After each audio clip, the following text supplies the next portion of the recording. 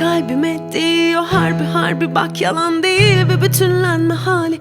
Diğer yarım mı geldi, tarifsiz bir pasta gibiyim şu an.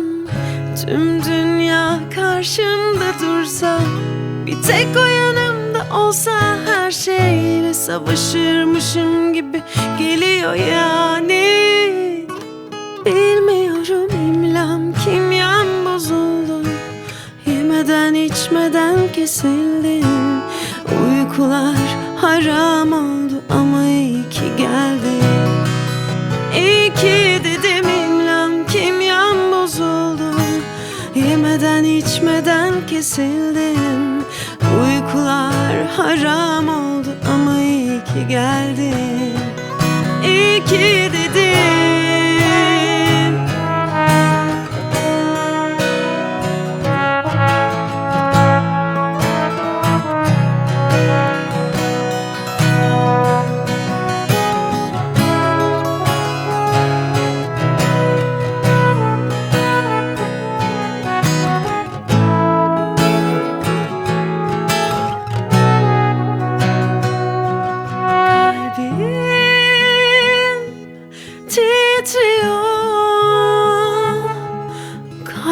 Kalbim titriyor,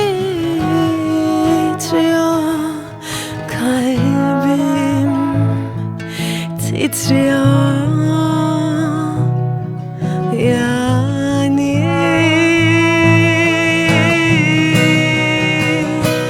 Bilmiyorum, imlam kimyam bozuldu. Yemeden içmeden kesildim. Uykular haram oldu ama iyi ki geldin. İyi ki dedim, imlam kimyam bozuldu. Yemeden içmeden kesildim. Uykular haram oldu ama iyi ki geldin.